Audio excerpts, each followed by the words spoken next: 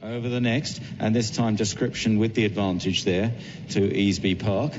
Description continues to jump very well from Easby Park in second. Exala Grand Theatre now moving up on the inside.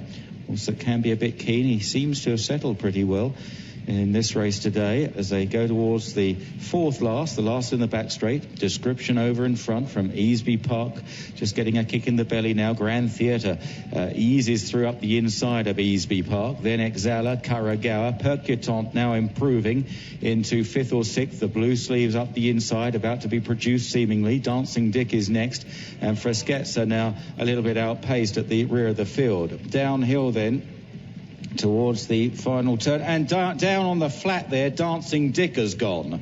Dancing Dick is down on the flat. In truth, did appear to be struggling, stumbled and fell. Rider up, Lucy Horner, as they start towards the third last, and Grand Theatre has come there very strongly indeed in the yellow seas, but didn't get very high there. Tracked now by Percutant, who looks dangerous. Then Description at one pace, and they've kicked away from Freschezza. Here's the second last, Grand Theatre, by about a length to Percutant, who was ragged in second, and Percutant's being pulled out, has gone wrong there, is injured Percutant, and this leaves Grand Theatre clear at the final flight and safely over. Grand Theatre by 10 or 12 lengths. They're grouping for the minor money. Exala, then Easby Park, Karagawa and Description as they race up towards the line, and a race with a deal of incident here is going to be won by Grand Theatre in comfortable fashion. In second, Easby Park, Karagawa third, Exala in fourth.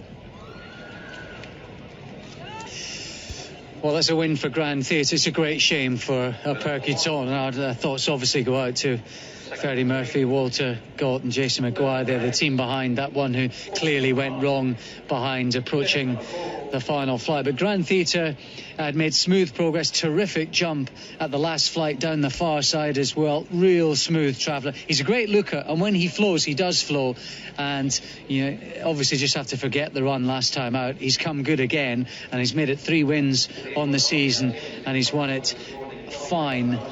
And he's won it in nice style. He's pulled miles clear of anything else. Yeah, 2 depressing news angles. First, Dancing Dick slipping up on the home turn. We'll get another look at that. We don't really want to see this again, but we have to. And he looks poised to quicken and to swoop Percutant. But all of a sudden, he ducks in sharply to the left behind the winner, the eventual winner, and it's soon clear that he sustained a really, really bad injury to one of his hind legs, and he's wisely pulled up. It leaves the winner Grand Theatre with a solo all the way to the line. Well done to him, back on form. Perplexing the way he checked out at Newcastle last time, but he's right back on track here. What would have happened, we'll never know. It's academic now. Poor old Percutant and his connections. Ferdy Murphy legged him up, I'm sure, with high hopes 10-15 minutes ago, and now he's got to face the inevitable.